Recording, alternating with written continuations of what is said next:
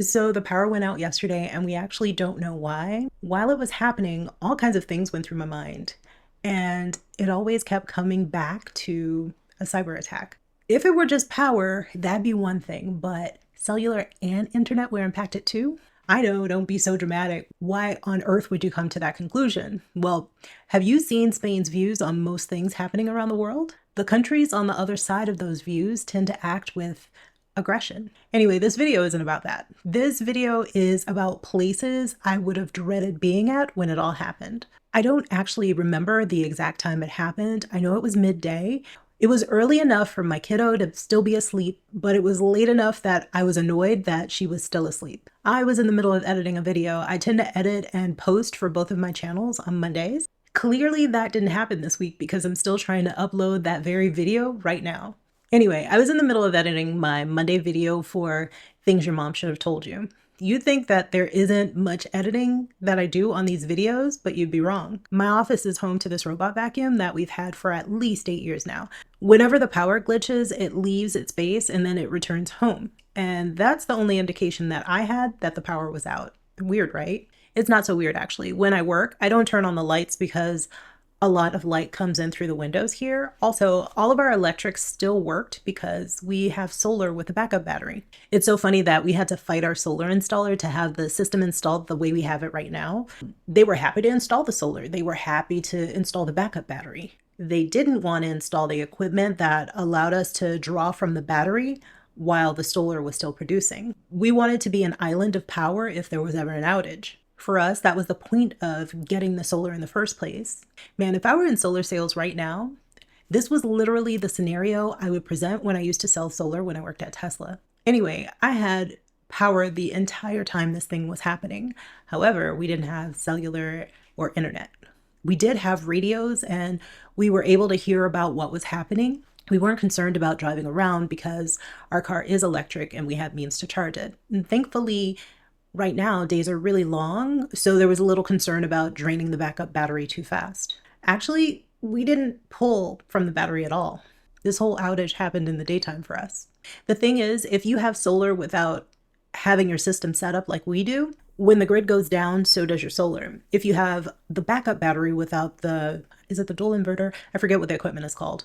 You end up drawing from the battery without being able to recharge it with the solar. This outage lasted a while. I think it was like 8 or 9 hours here in my area. Some cities were out for over 12 hours.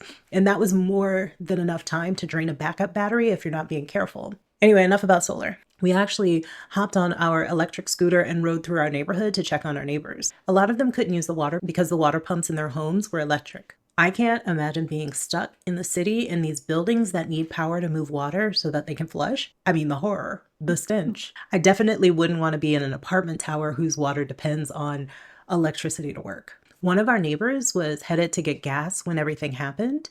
He was on E. Because we didn't know when the power would come back, he stayed there and waited until he could use the pumps. The thing is that we thought about going to get him, but we realized we didn't know which gas station he was at. There was no cellular service during this blackout. He actually waited out the blackout at the gas station. I still don't know which one he was at. It could have been one in town where he had access to different things to do, or he could have been at one of those gas stations along the highway. And to me, that would have been so boring because all you have there is gas, maybe a restaurant and a convenience store. That's definitely a place I wouldn't have wanted to be stuck at.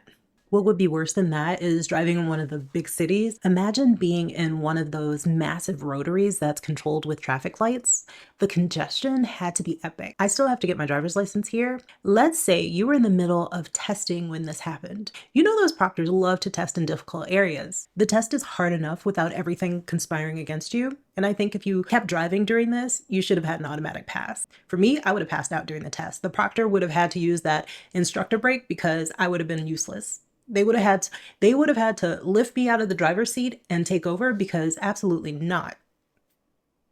Imagine being in a high rise on an elevator when this happened. I know they can come and get you, but still, you're between floors 82 and 83 and poof stop. I know they have backup generators, but so did a bunch of the other systems that happened to fail.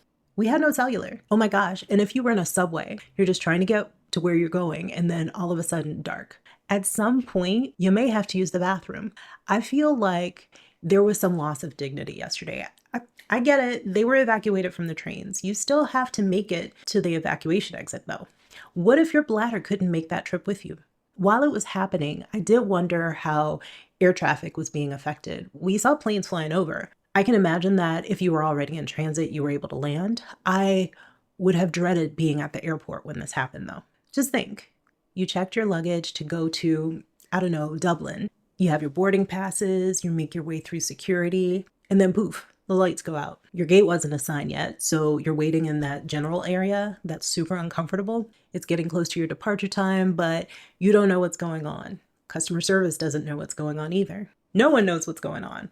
After 5 hours of not knowing what's going on, you decide to try and find a hotel because what you do know is that you don't want to sleep at the airport. How does one find a hotel with no Wi-Fi, no cell service, and no yellow pages? You can't even get your bags because they're in the belly of the airport. That's definitely not a place I'd want to be.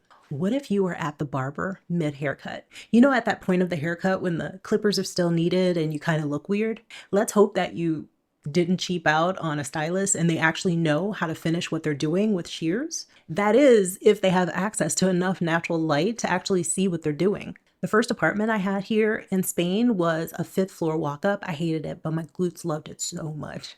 A year later, we moved to an apartment in the city center. It was so nice. It was on the 5th floor as well, but it had one of those tiny elevators. Only 2 people could use the elevator at once. When I would come home from my trips, this was back when I was a flight attendant, I would take the elevator up with my luggage and my husband, he would take the stairs. I don't know what I would do if I was stuck on that elevator.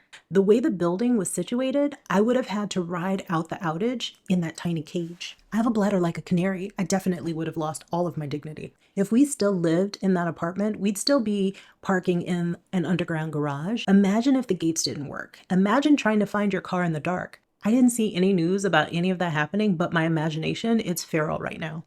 There were people on long distance trains who got stuck. The trains went from high speed and then they went down to regular speed and then they had no speed. The HVAC stopped working and the toilet stopped working too. They were wandering about in different areas in between town. What's great about Spain is that people in the towns nearby brought them food. Some people even shared their homes. While I wouldn't have wanted to be on a long distance train, I would have preferred that over being on the funicular to Bulnes. That would have been the worst. Bulnes is a remote mountain village in the Picos de Europa. That's here in Asturias. It's accessible by steep hiking trail or funicular. The trip on the funicular is through this dark tunnel. There is no road access to Bulnes.